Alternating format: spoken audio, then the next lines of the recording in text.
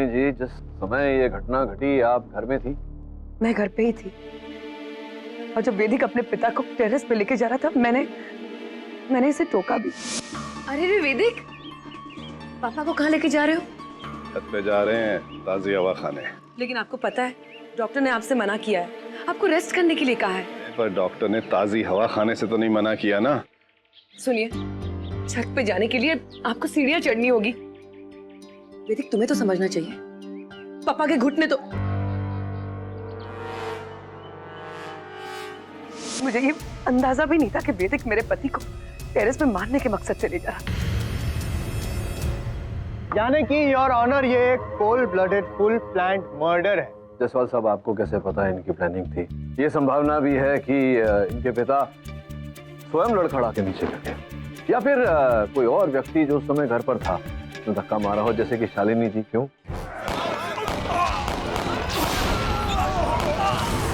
इंकलाब जिंदाबाद।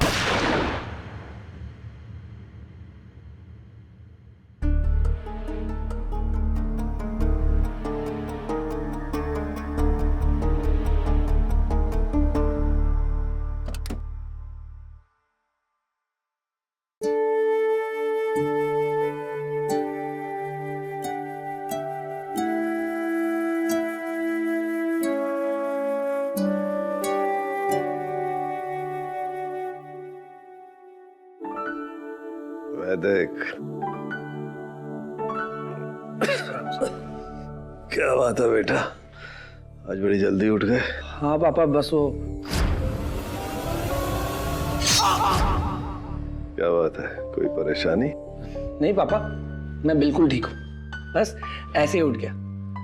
आप बताइए, आप ठीक से सोए रात भर? हाँ, वो जो तू मलहम लाया था ना, उससे मेरे घुटनों का दर्द तो ठीक हो गया।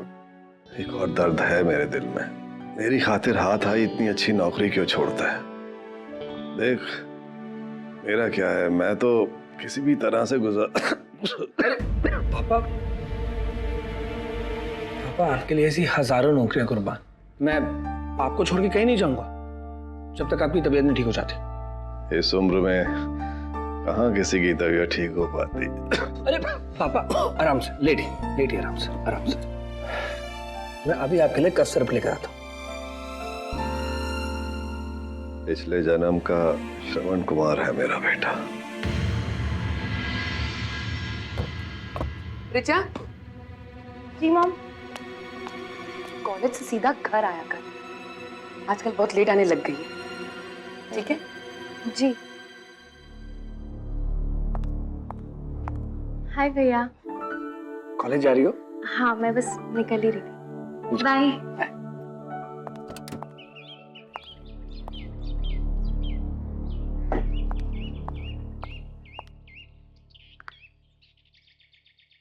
हेलो, तुम्हें मैं कितनी बार समझाऊं, मुझे बार बार ऐसे फोन मत किया करो। अगर तुम इस बार नहीं माने ना, तो मैं अपने पापा को कह दूं, समझे? शालिनी आंटी, पापा कहाँ हैं?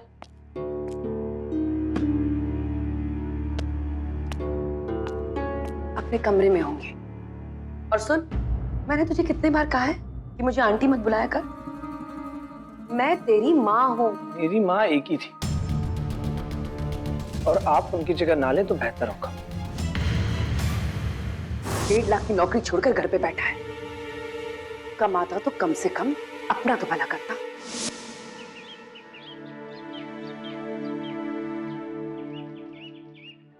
आहा, आज कितने दिनों के बाद ताजी हवा खाने को मिली है, क्या बात है।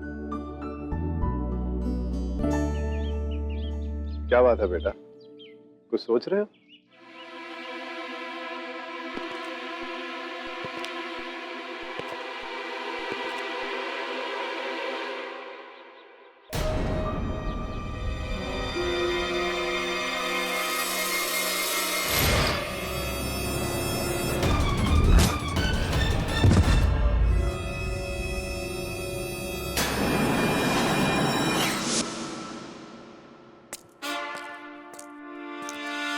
इसके लिए लड़की ढूंढ रही हैं बिली मोरिया, मेरे लिए तो नहीं। केडी, तुमको कैसे मालूम मैं लड़की ढूंढ रही हूँ?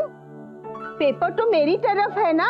क्योंकि जितने पन्ने आपने पलटे हैं उसके अनुसार आप इस समाचार पत्र के पन्ने नंबर 17 पर होंगी और 17 नंबर पन्ने पर एक तरफ नौकरी के इश्तहार होते हैं, दूसरी तरफ मैट्रिमोनियल्स होते हैं।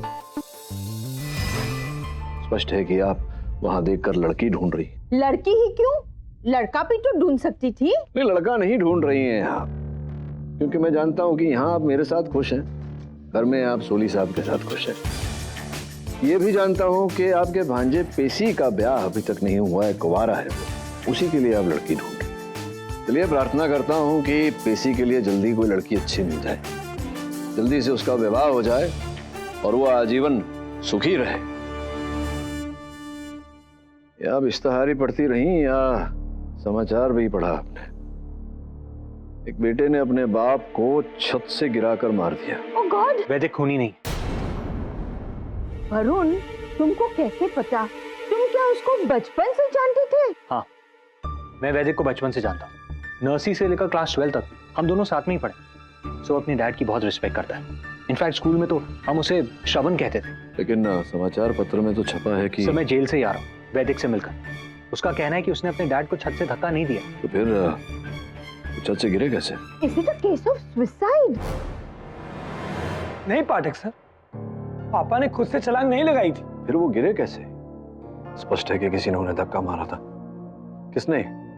कोई था तीसरा वहां? I don't know Pathak sir, लेकिन मैंने पापा को नीचे नहीं गिराया। आप नहीं अपने पिताजी को गिराया है, आप नहीं अपने पिताजी की हत्या की है।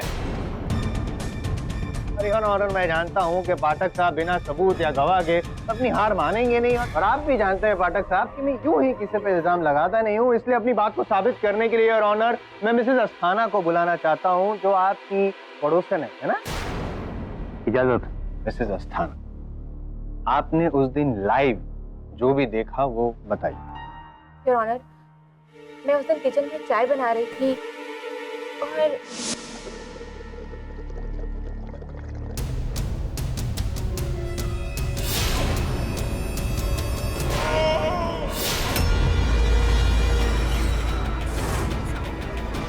वैदिक, ये मिसेस अस्थाना जो कह रही हैं, क्या इनकी बातों में किसी प्रकार की सच्चाई है?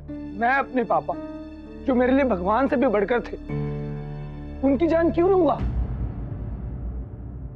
योर ऑनर, मैं अदालत को बताना चाहूंगा कि वैदिक ने अमेरिका के टेक्सास यूनिवर्सिटी से MBA किया। पढ़ाई के पश्चात बड़ी कंपनी में लाभदायक नौकरी करने के कई अवसर, लेकिन हर अवसर को इन्होंने ठुकराया अपने पिता की देखभाल करने के। अब जो सुपुत्र अपने पिता के लिए अपने निजी जीवन में त्याग करता हो, वो अपने पिता की हत्या क्यों करेगा? करने को तो कुछ भी कर सकता है, होने को तो कुछ भी हो सकता है। आप ही से सीखा है सर। जसवाल साहब, अभी बहुत सीखना शेष है आपके लिए, और इस समय अपने सीख की बात मत करिए, प्रमाण और तथ्य की बात करिए। हाँ तो तथ्य है ना इनके, वो क्या कहते हैं आप, कथन, उनमें तथ्य नहीं है? इन्होंने जो कहा धक्का मारते हुए देखा। क्या क्या देखा आपने? क्या देखा बताइए। वैदिक ने ही अपने फादर को धक्का दिया। तो उस समय भी आपने आज की तरह चश्मे नहीं पहने थे? मैं चश्मा पहनती हूँ, आपको कैसे मालूम? क्योंकि आपके नाक पर चश्मों के निशान हैं, जिससे स्पष्ट होता है कि आप चश्मे पहनती हैं। तो बताइए, आप पहनी थी या नहीं? वो नहीं, मैं उस वक्त नहीं पहनी थी। चश्मे नहीं पहने थे जसवाल साहब, चश्मे नहीं पहने थे तो इनकी कथन पर कैसे विश्वास है? इन्होंने चश्मे नहीं पहने, ये मैं मानता हूँ ये बात, लेकिन इनकी जो दूर की नजर है ना, वो परफेक्ट है, एकदम मस्त। नजदीक की नजर में प्रॉब्लम है, इसके लिए वो चश्मे पहनती है। Yes your honour, I am long sighted, लेकिन मैं यकीन के साथ कह सकती हूँ कि उस दिन जो मैंने देखा वो सही था। किंतु परंतु कुछ भी कह के आप मेरी बात में इंटरफियर करे पाठक साहब, उससे पहले मैं आपको कह देना चाहता हूँ कि उस दिन वैदिक शर्मा और उनके पिताजी के अलावा वहाँ पे तीसरा और कोई था ही नहीं, और अगर तीसरा कोई होता तो उसके उंगलियों के निशान सीनियर शर्मा जी के शरीर पे पाए जाते। लेकिन फॉरेंसिक का कहना है कि उनके शरीर पे, सीनियर शर्मा के शरीर पे सिर्फ जूनियर शर्मा जी के उंगलियों के निशान पाए गए हैं, तो इनका बेकसूर होने का कोई सवाल पैदा नहीं होता है। मिस्टर पाठक, ये केस अब जिस मोड़ पर आ चुका है, या तो आपको प्रोसिक्यूशन की दलील से सहमत होना होगा, या मिसेस अस्थाना जो कह रही हैं उसे झूठा साबित करना होगा। योर ऑनर, हर हत्या का कोई ना कोई कारण होता है। इस हत्या में कोई कारण नहीं है, कोई कारण नहीं था योर ऑनर वैदिक के पास अपने पिता की हत्या करने का। दोनों एक दूसरे से प्रेम करते थे। इनके पिता इन्हें श्रवण कुमार मानते थे। ये क्यों हत्या करेंगे, क्या कारण है? Back in your element sir. बातों में उलझा के केस को उलझाना ओल्ड ट्रिक। जज साहब ने क्या कहा मैं वापस रिपीट करता हूँ, या तो आप अपनी हार मान लीजिए या तो मिसेस अस्थाना का जो स्टेटमेंट है उसको गलत साबित कीजिए प्लीज। योर ऑनर, आपकी अनुमति हो तो मैं मिसेस शर्मा को कटघरे में बुलाकर प्रश्नोत्तर करना चाहूंगा। इजाजत। बताइए शालिनी जी, जिस समय ये घटना घटी आप घर में थी? मैं घर पे ही थी और जब वैदिक अपने पिता को टेरेस पे लेके जा रहा था मैंने इसे टोका भी। अरे रे वैदिक, पापा को कहाँ लेके जा रहे हो? छत पे जा रहे हैं ताजी हवा खाने। लेकिन आपको पता है डॉक्टर ने आपसे मना किया है, आपको रेस्ट करने के लिए कहा है। पर डॉक्टर ने ताजी हवा खाने से तो नहीं मना किया ना। सुनिए, छत पे जाने के लिए आपको सीढ़ियां चढ़नी होगी। वैदिक तुम्हें तो समझना चाहिए, पापा के घुटने तो। मुझे ये अंदाजा भी नहीं था कि वैदिक मेरे पति को टेरेस पे मारने के मकसद से ले जा रहा। यानी कि योर ऑनर ये एक cold blooded full planned murder है। जसवाल साहब, आपको कैसे पता है इनकी प्लानिंग थी? ये संभावना भी है कि इनके पिता स्वयं लड़खड़ा के नीचे गिर गए, या फिर कोई और व्यक्ति जो उस समय घर पर था तो धक्का मारा हो, जैसे कि शालिनी जी। क्यों?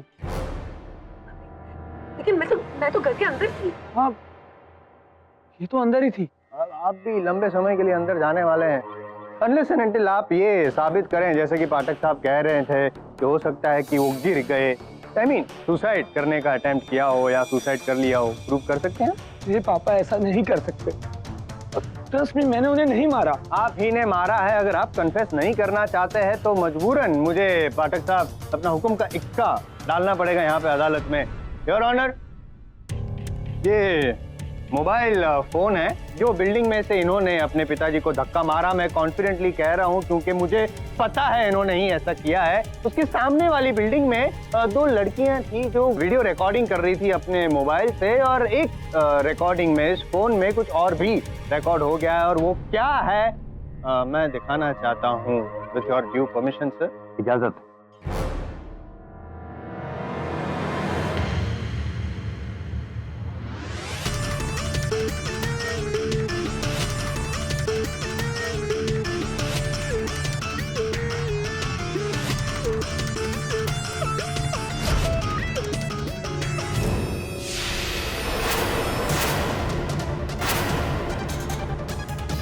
वैदिक, क्या है? पता नहीं उस वक्त मुझे क्या हो गया था। क्या हो गया था मतलब? उस वक्त क्या हुआ था इनको नहीं पता है, लेकिन इस वक्त यहाँ पे क्या होने वाला है वो मुझे पता है। इनफैक्ट ऑलमोस्ट इन्होंने कन्फेस कर लिया है कि खून इन्होंने ही किया है। आप ही ने किया है कि नहीं खून? नहीं। क्या नहीं दिख रहा है यहाँ पे? झूठ बोल रहे हैं आप? हाँ या ना? हाँ बोल। पर तुमने अपने पिता को धक्का क्यों दिया? फिर उस वक्त मैं उनके साथ था और अचानक। क्या बात है, क्या बात है बेटा, कुछ सोच रहे हो?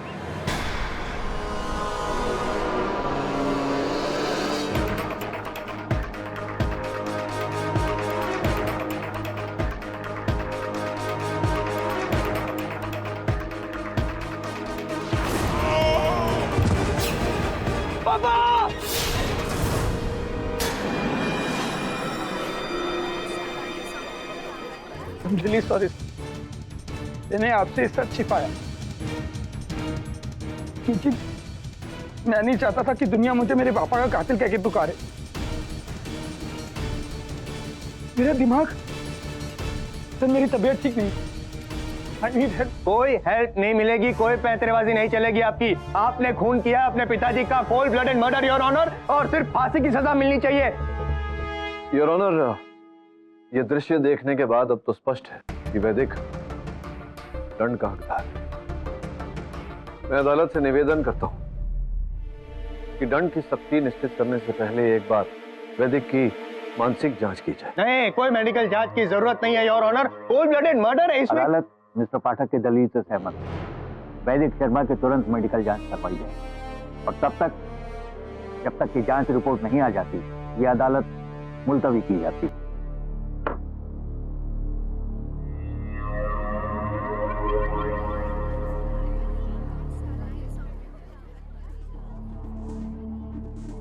क्या हुआ बेटा? किसका फोन है? कुछ नहीं माँ, वो बस ऐसे ही। सब ठीक तो है ना? या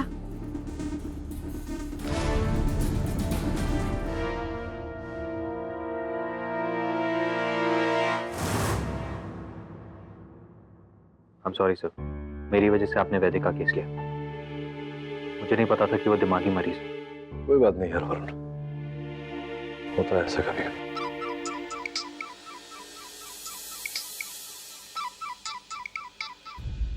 हाँ पवार बोलो। पाठक जी, आपके लिए सॉलिड झटका। वैदिक शर्मा की मेडिकल रिपोर्ट आ गई और उसे कोई भी मानसिक बीमारी नहीं है। वो पूरी तरह स्वस्थ है। इसका मतलब उसे अब पूरी सजा भुगतनी पड़ेगी और जो कॉन्सोलेशन आपको मिलता नजर आ रहा था वो भी हाथ से गया। थोड़े में ही समझ जाता हूं मैं। Thanks for the information. Bad luck Varun. वैदिक की मानसिक जांच एकदम स्पष्ट आई है, मानसिक रूप से स्वस्थ है वो। समझ में नहीं आ रहा है वरुण कि एक व्यक्ति जो मानसिक रूप से बीमार नहीं, उसकी प्रवृत्ति में ही हिंसा नहीं, पिता के साथ संबंध में कोई खोट नहीं, कोई विवाद नहीं, कुछ नहीं, वो अचानक अपने पिता की हत्या उन्हें छत से धक्का मारकर क्यों करेगा? नियति। जो बात पहले से निश्चित है उसे कोई टाल नहीं सकता मिस्टर पाठक। आप कौन? साइकियाट्रिस्ट दिव्यांशु चटर्जी। मैं जानता था इस केस की गुत्थी को समझने के लिए आपको मेरी जरूरत पड़ेगी, इसलिए बिन बुलाए चला आया। आप वैदिक को जानते हैं? वैदिक को तो नहीं जानता, लेकिन हाँ, उसके पिता नित्यानंद जी अक्सर मेरी क्लिनिक में आया करते थे पास्ट लाइफ रिग्रेशन थेरेपी के। Past life regression therapy? हाँ, यानी पिछले जन्म में जाना। दरअसल आज से लगभग 20 साल पहले नित्यानंद जी की पत्नी का देहांत हुआ था। इस कारण वो बड़े बेचैन रहा करते थे और मेरी क्लिनिक पे आते थे पास्ट लाइफ रिग्रेशन थेरेपी के लिए। एक दिन इस रिग्रेशन थेरेपी के दौरान कोई जंग का मैदान लग रहा है, मेरे आसपास लोग मर रहे हैं, हाथों में तलवार लिए दुश्मनों का सर कलब काटा जा रहा है।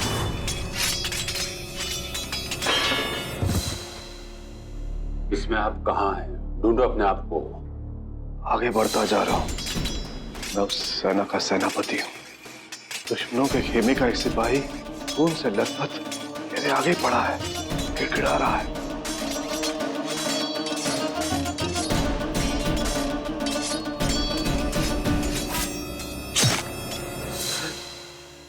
क्या हुआ?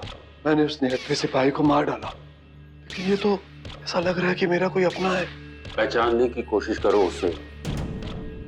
हर जन्म में शक्ल एक जैसी हो जरूरी नहीं है। ये तो मेरा अपना बेटा वैदिक है। वैदिक, ये सपना तो मुझे आता था, पापा को इस बारे में कैसे पता चला? यही तो आप दोनों के पिछले जन्मों की कड़ी है बेटे। देखिए, मैं पास्ट लाइफ में बिलीव ही नहीं करता, तो इनकी बात पे कैसे बिलीव करता? प्लीज मुझे अपनी बात पूरी करनी चाहिए। ठीक।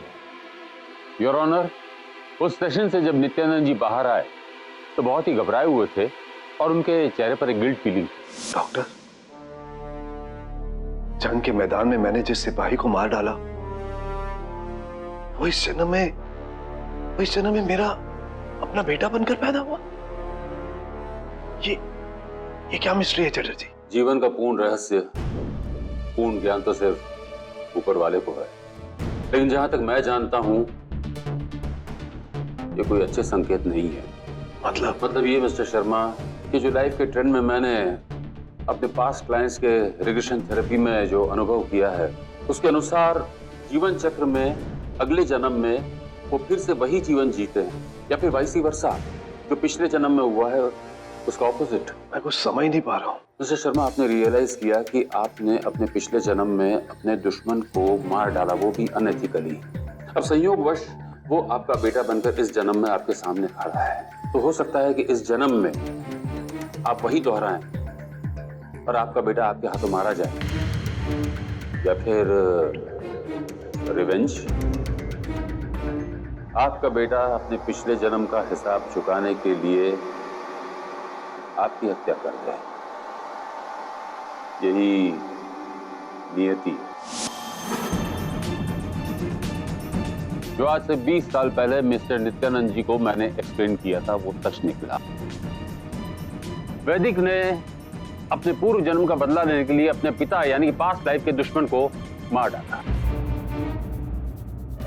मतलब कोई रीजन ही नहीं है। ये दिमाग के डॉक्टर की बात मेरे दिमाग से तो बाहर है। और दूसरी एक बात कि इनका जो रिपोर्ट है, मेंटल रिपोर्ट आ चुका है कि ही इज परफेक्टली फिट, कोई मेंटल प्रॉब्लम नहीं है और खुद कंफेस भी कर चुके हैं। तो वाई टाइम वेस्ट क्यों हो रहा है योर ऑनर? आप प्लीज अपना ऑर्डर पास कर दीजिए। ये ना जायसवाल साहब, इतनी शीघ्रता क्या है?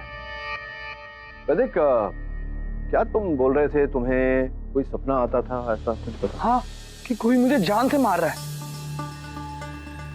तो सपने के बारे में डॉक्टर चैटर्जी ने जो अभी विवरण दिया, इस विषय में तुम्हारे पिता ने तुमसे कभी कोई बात की? नहीं, इनफैक्ट वो मुझे अपनी हर बात बताते थे, लेकिन इस बारे में उन्होंने मुझसे कभी कोई बात नहीं की। यही नहीं समझ पा रहा हूँ कि अगर हर बात तुम्हारे साथ करते थे तो ये बात क्यों तुमसे छिपाई? हम दोनों के एक ही सपने, ये अजीब शक्ति, पिछला जन्म कनेक्शन, दुश्मनी, मुझे कुछ समझ में नहीं आ रहा।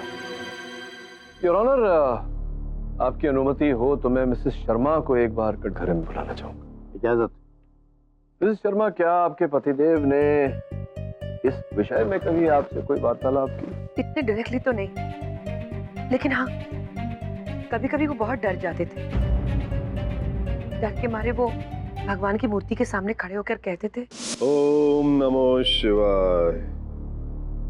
हे भगवान, मेरे साथ कोई अनहोनी मत होने देना, कभी भी नहीं, किसी जन्म में भी नहीं। हमारी रक्षा करना भगवान, रक्षा करना। मैं उनसे पूछती भी थी कि आप किस अनहोनी की बात कर रहे हैं, लेकिन वो कुछ नहीं कहते, बात को टाल देते। धन्यवाद।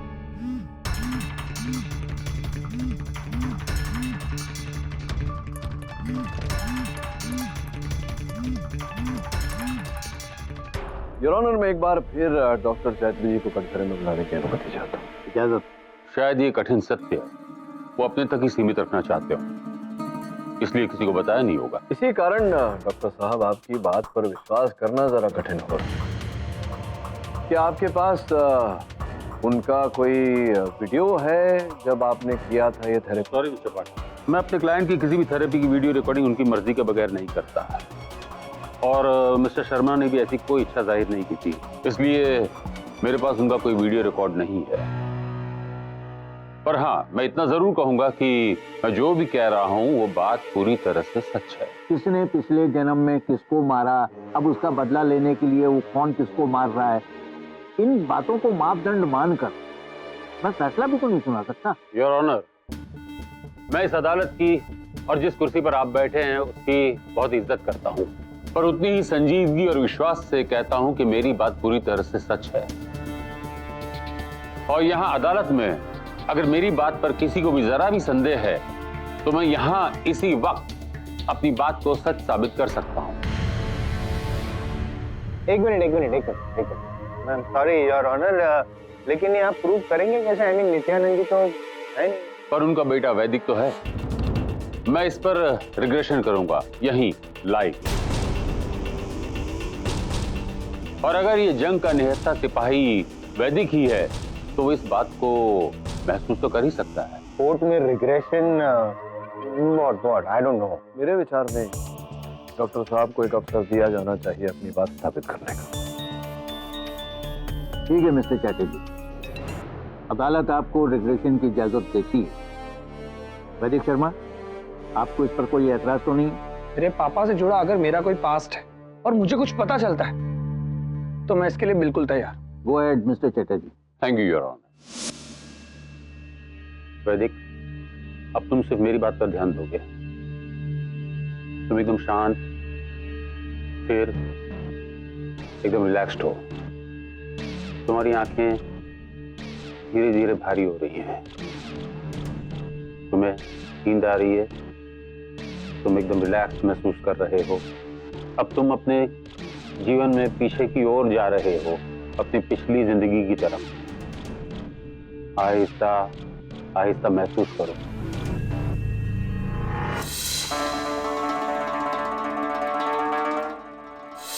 मैं किसी गांव में हूं। आसपास कौन है?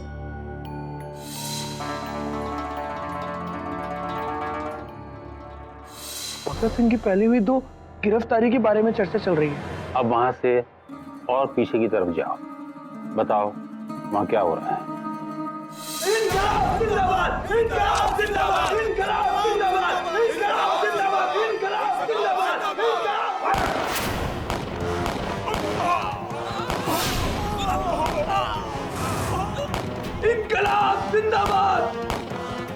इनकलाब जिंदाबाद!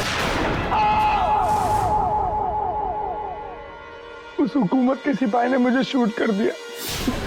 मैं एक क्रांतिकारी था, गांव के चौराहे पर तिरंगा लहरा रहा था कि उसने मुझे उसे देख पा रहे हो वैदिक? गौर से देखो उसे। उसने एक बड़ी सी कैप पहनी है।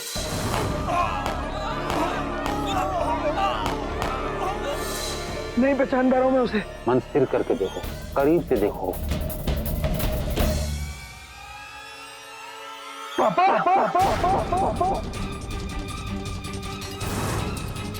ये मेरे पापा है। पहले तो डॉक्टर साहब कह रहे थे कि इनके पापा सेनापति थे और शांत। वैदिक, वहां से एक जन्म और पीछे जाओ।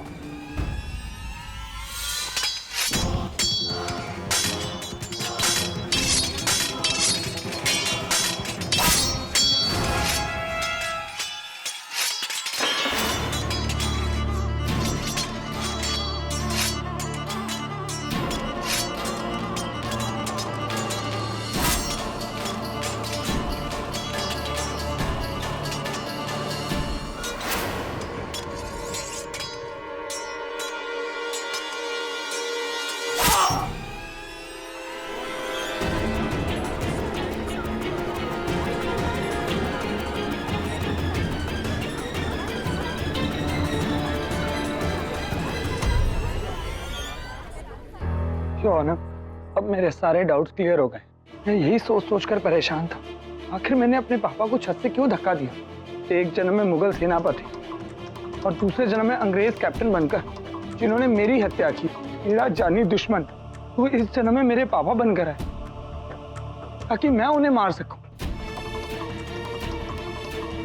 लेकिन वो पिछला जन्म था, अलग दुनिया थी, और इस दुनिया और आपकी अदालत के हिसाब से मैं दोषी हूं, अपने पिता का कातिल।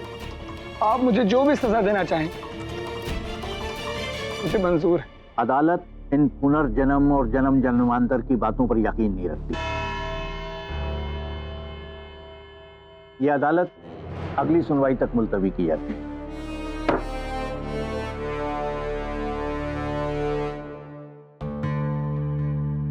पाठक साहब, इस बार तो मात दे दूंगा आपको, चेकमेट।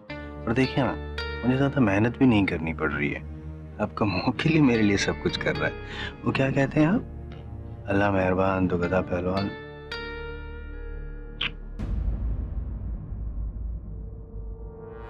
बेवकूफ गधा बन गया अपने आप को। वरुण, वो रीचा के मिस्टीरियस कॉल्स का कोई पता चला? नहीं सर। और वैसे भी उसका पता क्या करना है? आज अदालत में तो सब कुछ क्लियर हो गया। नहीं, लेकिन निर्णय आना अभी बाकी है। वैसे भी मैं ये पास्ट लाइफ रिग्रेशन थेरेपी इत्यादि में मानता नहीं हूँ। What are you saying, KD? अरे मेरा नेबर है ना मिसेस पटनायक, वो ना बचपन से पानी से डरती थी, और वो पॉटहोल्स में पानी है ना, वो भी देख के बेहोश हो जाती थी। Then she went to a psychiatrist, और वो psychiatrist उसको पास्ट लाइफ रिग्रेशन थेरेपी दिया। तब पता चला कि पिछले जन्म में पानी से डूब के मर गई थी, और that is why she's got water phobia। हाँ sir, past life regression therapy के बारे में मैंने भी सुना। डॉक्टर बाइस की किताब मेनी मास्टर्स मेनी लाइव्स, वो भी पास्ट लाइफ रिग्रेशन पे ही बेस्ड है। It's one of the best sellers.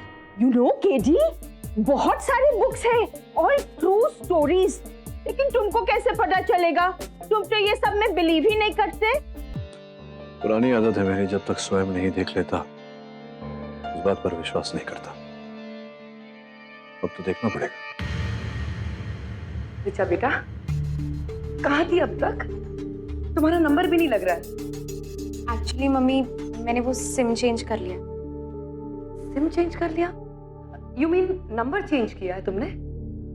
क्यों? बताऊंगी।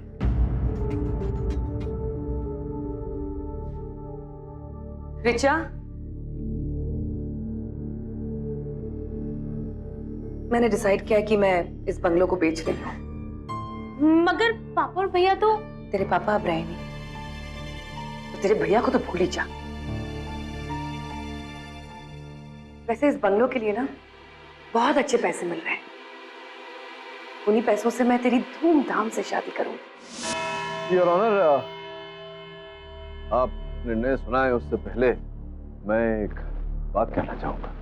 तब खत्म होने के बाद क्या बात करनी है आपसे? मेरे अनुसार इस केस का पूर्ण सत्य अभी तक बाहर नहीं है। मिस्टर पाठक, आपके क्लाइंट ने अभी एक्सेप्ट किया है अदालत में कि उसने अपने पिता को छत से धक्का दिया, जिसकी वजह से उनकी मौत हुई है।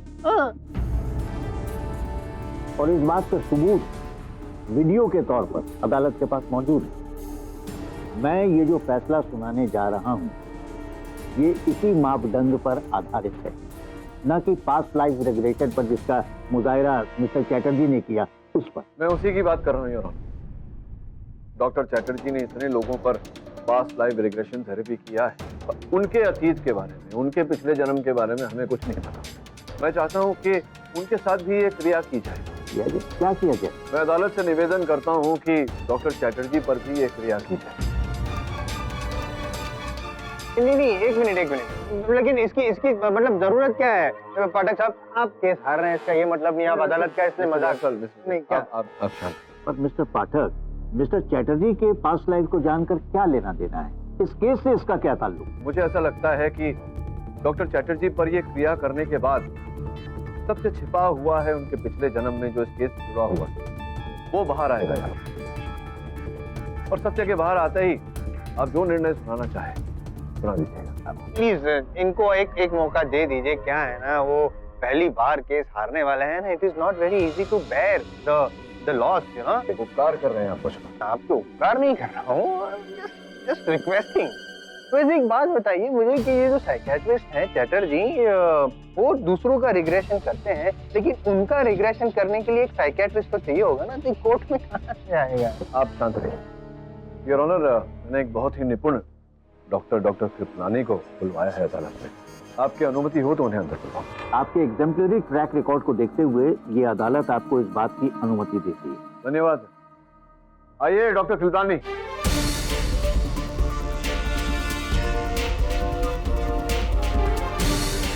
धन्यवाद। आइए doctor Kripalani.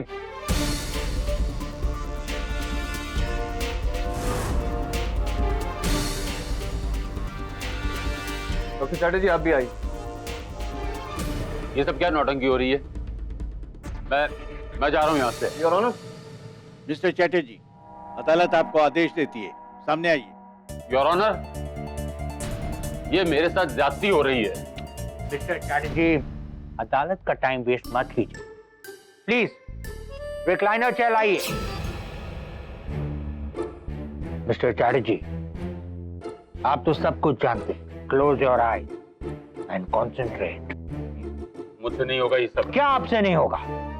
Your honour please. Mister Chatterjee please cooperate.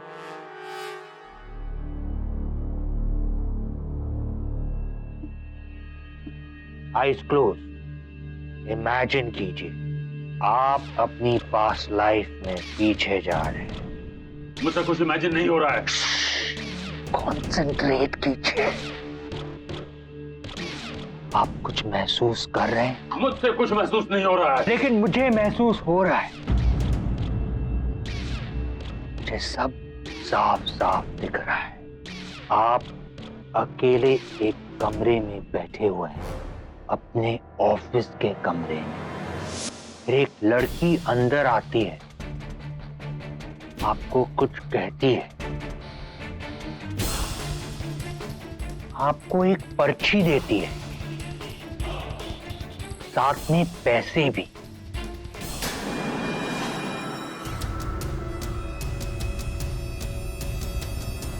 फिर आप एक फकीर के भेष में एक घर के बाहर पहुंचते और उसके बाद एक लड़के को हिप्नोटाइज करते हैं और कहते हैं कि तुम अपने घर की छत पर जाओगे और वहां से अपने पिताजी को धक्का मारकर नीचे गिरा दोगे।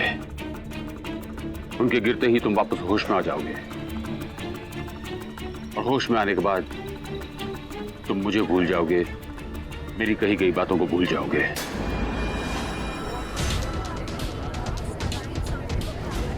क्या है ये सब जो आपके साथ हुआ मिस्टर चैटर्जी? एक मिनट सॉरी डॉक्टर कृपलानी, ये कौन से जन्म की बात कर रहे हैं? इसी जन्म की। ओह सॉरी मिस्टर जायसवाल, मैं इन्हें पास्ट लाइफ में नहीं, इसी जन्म में ले गया था। आपको मेरा नाम भी पता है? योर ऑनर, जिस लड़के की यह बात हो रही वो लड़का कोई और नहीं, वैदिक ही। Silence in the court. ये आप किस सबूत के आधार पर कह रहे हैं मिस्टर पाठक? इस नौटंकी के आधार पे योर ऑनर। जायसवाल साहब, इस अदालत में नौटंकी कौन करता है ये तो हम सब जानते हैं। योर ऑनर, कल मैंने अपने सहायक वरुण को डॉक्टर चैटर्जी के क्लिनिक में भेजा। हाँ तो तारा सिंह जी, आपको बार बार ये सपना आता है कि आपकी महबूबा आकर आपसे गले मिलती है और फिर आपकी पीठ में खंजर घोंपती है, राइट? राइट जी। डॉक्टर साहब, ये ब्लैक एंड व्हाइट सपना मुझे 4 महीनों से परेशान कर रहा है जी। डॉक्टर साहब मैनू दसो क्या राज है इसके पीछे? वो तो रिग्रेशन थेरेपी से ही पता चलेगा ना। तो कर लो ना जी, 80 तो इतना ही है। रिलैक्स हो जाइए, अपनी आंखें बंद करो, बंद, और सिर्फ मेरी आवाज पर ध्यान दीजिएगा। मैं जो कहूं वो सुनो। अब तुम धीरे धीरे पीछे की ओर जा रहे हो, आपके कई जन्मों का सफर आपके साथ है। सर जी, वो ब्लैक एंड व्हाइट सपना, वो मंजर मेरे आंखों के सामने है। वहां तुम क्या देख रहे हो? क्या तुम अपने आप को देख पा रहे हो? हाँ जी, मैं तो शूट में वहां खड़ा हूँ जी, अपनी लवर का इंतजार कर रहा हूँ। देखो आगे क्या हो रहा है। मेरी महबूबा सुंदर सुशील रमोला मेरे पास आती है और मैं उसे अपनी बाहों में। और फिर उसने वही चाकू निकाला। हाँ जी। और वो चाकू तुम्हारी पीठ में घोंप देती है। मुझे नहीं लगता ये दी एंड है। और आगे देखो, क्या देख पा रहे हो? क्या सुन पा रहे हो? कोई आवाज? हाँ जी, आवाज बहुत क्लैपिंग चैपिंग हो रही है जी। यहाँ पर ऐसा लग रहा है जैसे कि बहुत लोग खड़े हैं।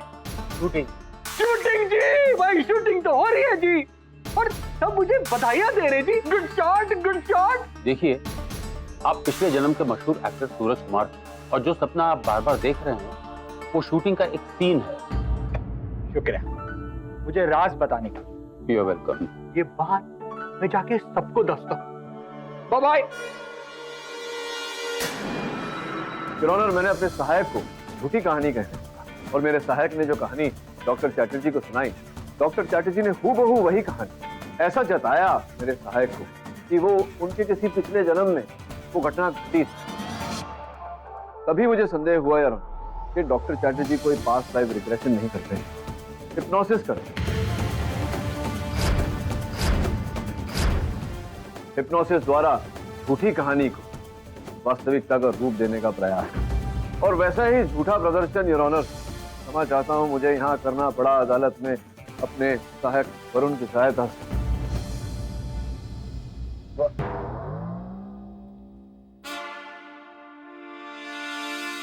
योर ऑनर, ये बेवजह मुझे ट्रैप करने की साजिश है। मैंने ये कभी नहीं कहा कि मैंने वैदिक को हिप्नोटाइज किया था। ये फेक साइकियाट्रिस्ट अपने मन से सब कुछ कहे जा रहे हैं। वरुण ने जो बातें कही और ऑनर, ये तो अपने मन से कही झूठी बातें थी, लेकिन एक सच इस डीवीडी में कैद है। जायसवाल साहब ने जो मोबाइल फोन प्रमाण रूप अदालत में प्रस्तुत किया था, और वो क्लिप जिसमें ये दर्शाया गया था कि मेरे मुवक्किल अपने पिताजी को धक्का दे रहे हैं, उसके अतिरिक्त भी एक और क्लिप था जो अब इस डीवीडी में कैद है। आपकी अनुमति हो तो चला। अनुमति। योर ऑनर, मैं चाहता हूं कि ये जो व्यक्ति है जो मेरे मुवक्किल आपके साथ खड़ा हुआ है विचित्र पोशाक में, आप उस पर ध्यान दें।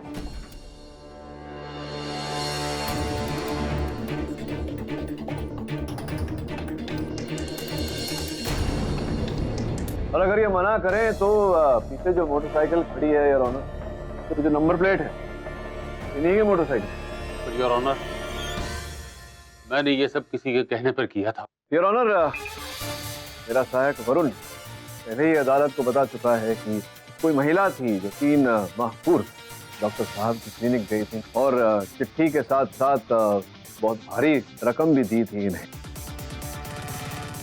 नित्यानंद जी को मारने की सुपारी। मुझे पूरा विश्वास है कि वो महिला, वो हत्यारे इस समय इस अदालत में उपस्थित है, वहां बैठी 3 महिलाओं में से एक है। मैं चाहूंगा कि अदालत डॉक्टर चैटर्जी से आग्रह करे, डॉक्टर चैटर्जी उनका नाम बताएं। योर ऑनर, मैं मानता हूं कि इसमें मेरा हाथ है, पर वो औरत कौन है ये मैं नहीं जानता, क्योंकि जब वो मेरे सामने आई थी तो उसका चेहरा ढका हुआ था। योर ऑनर, डॉक्टर चैटर्जी नहीं बता पा रहे, मुझे ही बताना। क्यों ऋचा जी, आपको आजकल वो लड़का परेशान तो नहीं कर, मतलब फोन नंबर चेंज करवा लिया होगा? अब अगली बार फोन नंबर देने से पहले ये जरा तय कर लीजिए कि व्यक्ति विश्वास का। लेकिन आपको कैसे पता चला कि कोई लड़का मेरी बेटी को फोन करके परेशान कर रहा है? मैं ये भी जानता हूं कि असल हत्यारे कौन है।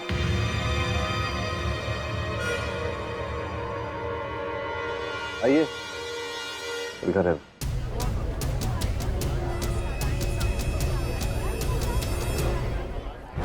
आप मेरी तरफ इशारा क्यों कर रहे हैं? मैं तो आई विटनेस हूँ ना। हाँ, आई विटनेस आप बनी क्योंकि आप एक तीर से 2 शिकार करना चाहते हैं। नित्यानंद जी की मृत्यु और उनके सुपुत्र वैदिक को आजीवन कारावास, ताकि इनका बंगला अगर आपकी जरूरत थी उसे आप फिर पा सके।